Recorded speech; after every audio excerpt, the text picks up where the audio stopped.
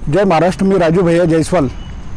मी आपणास या चॅनलद्वारे सांगू इच्छितो की आज महाराष्ट्रामध्ये नव्हे तर तमाम देशामध्ये आज बाळासाहेबांचे विचार टिकले पाहिजे, थोर महापुरुषांचे विचार टिकले पाहिजे, डॉक्टर बाबासाहेब आंबेडकरांचे विचार टिकले पाहिजे। आज बाळासाहेबांनी कधी पैशाला महत्त्व दिलं नाही, बाळासाहेबांनी कधी परिवाराला महत्त्व दिलं नाही, बाळासाहेबांनी कधीही समाजाला घेऊनच चालले, कार्यकर्त्यांना महत्त्व दिलं आणि शिवसैनिकांना महत्त्व दिलं। आज बाळासाहेबांचं शरीर आपल्यात नाही, पण बाळासाहेबांचे विचार आमच्यासोबत आहे, आमच्या शिवसैनिकांसोबत आहे। ज्यांनी बाळासाहेबांच्या आशीर्वादाने भरभराटून दिलं बाळासाहेबांनी, त्या बाळासाहेबांच्या चिरंजीव आदरणीय उद्धव साहेब, आदित्यदादा यांच्यावर तुम्ही टीका सोडतात ते तुम्हाला योग्य नाही। तुम्हाला 1 रुपयाचं भी लायकी नसताना इतकं दिलं बाळासाहेबांच्या आशीर्वादाने का तुम्ही बघा।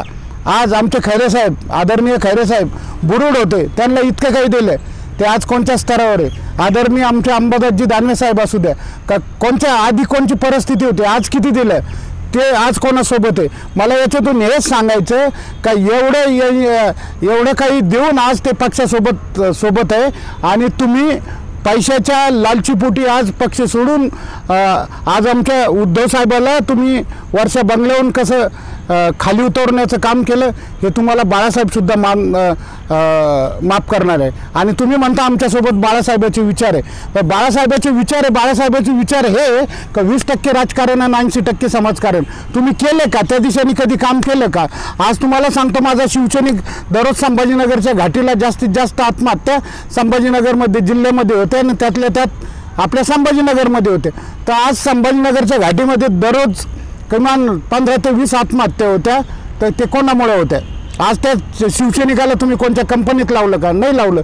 आज इतके साईडला MIDC एरिया असून कुठे कंपनीत शिवसैनिक लावला नाही, बेरोजगारी वाढली, त्याच्यामुळे लोक आत्महत्या करतात। आज महागाईचा मुद्दा घ्या, महागाई आज तुम्ही 30-30, 40-40 रुपये किलो तेल वाढीत आहात। महागाईची जर ही सामान्य कुटुंबाला पोहोचलेली आहे, महागाईला तुम्ही कार्यक्षम नाही राहिले। आज तुम्हाला सांगतो, कुठल्याही मुद्द्यावर तुम्ही आरोग्याचा मुद्दा घ्या, आरोग्याच्या मुद्द्यावर आज संभाजीनगरच्या घाटीमध्ये व्हेंटिलेटर नाही टायमावर, आज कितीतरी एक्सपायर होते। म्हणजे जी सुविधा तुम्हाला करोडोचा निधी येऊन द्यायला पाहिजे ती सामान्य जनतेपर्यंत पोहोचणच नाही, मग तुमचं हे हिंदुत्व आहे का, मला एक सांगा। आज दुसरी गोष्ट, आज तुम्ही सांगता का आम्ही आज विकास सगळा संभाजीनगरचा हरवलेला आहे। आज तुम्ही स्मार्ट सिटी म्हणता, संभाजीनगरला यायला कुटुंबी तालुक्यातून फक्त अर्धा तास लागतो, पण संभाजीनगरमध्ये आत घुसल्यानंतर वाहतूक कोंडी झाली तर 2-2 तास वाहतूक कोंडीमध्ये लागतात। पेशंट असून द्या, काही असून द्या, यांनी किती त्रास आज समाजाला होतं। तुम्ही म्हणता स्मार्ट सिटी, मी म्हणलं होतं प्रत्येक उड्डाणपुलाखाली शौचालय व्हायला पाहिजे, त्यात माझे पोलीस बांधव असून द्या, सर्व माझे मायबाप जनता असून द्या, का त्यांच्यासाठी ती सुविधा व्हायला पाहिजे मुंबईसारखी। तुम्ही म्हणता स्मार्ट सिटी आहे, मग आज जर स्मार्ट सिटीचा तुम्ही उल्लेख करता, इतका निधी जमा करता, मग तुम्ही त्यासाठी नुसतं पैसा जमा करता का। हे बाळासाहेबांचे विचार नाही। येणाऱ्या काळात माझ्या मायबाप जनतेला एवढंच सांगेन, आणि खास करून मुस्लिम समाजाला मी विनंती करतो का आज जर संभाजीनगरचं राजकारण जर बघितलं, त्या राजकारणामध्ये तुमचा सिंहाचा वाटा आहे।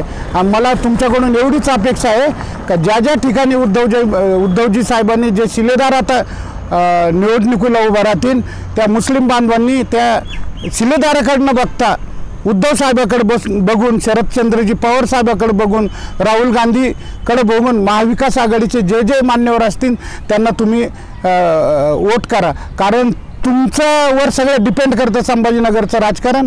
आज एकटे इम्तियाज जलीलचं कार्य एकदम चांगलं आहे, पण एकटे ते ह्या धनाढ्य शक्तीला पुरू शकत नाही। तुम्ही बघितलं असाल काय चमत्कार, काय घटना आज संभाजीनगरमध्ये घडत आहे, तर यांना पुरू शकत नाही। आपण सगळे मिळून यांना हरू, यांना बिलकुल यांचा समाचार घेतल्याशिवाय राहणार नाही। म्हणून तुम्हाला सांगतो का आज मुस्लिम समाजाची काळाची गरज आहे का उद्धवजींना तुम्ही साथ द्या।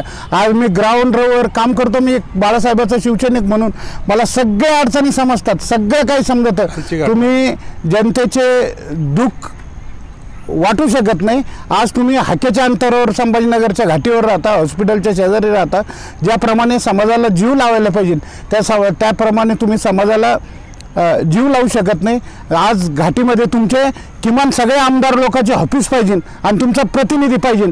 त्या तालुक्याच्या माणसाला काय अडचण येते तिथल्या तिथेच सॉल्व्ह झाली पाहिजे। पण असं कुठलंही न करता फक्त राजकीय पोळी भागण्यासाठी तुम्ही निवडणूक लढवतात आणि त्या जमवलेल्या मायामध्ये लोकांना असं पैशाच्या कोणत्याही रूपामध्ये किडनॅप करून आज तुमची सत्ता काबीज करण्याचं काम करतात। पण हे आम्ही आता होऊ देणार नाही। आज मी तमाम माझ्या संभाजीनगरवासियांना सांगतो की आपल्याला चांगलं विकास घडायचा असेल तर आपल्याला उद्धवजीला साथ द्यावं लागेल आणि पुन्हा एकदा उद्धवजीला मुख्यमंत्री बनावंच लागेल। मी शिवसैनिक म्हणून तुम्हाला विनंती करतो।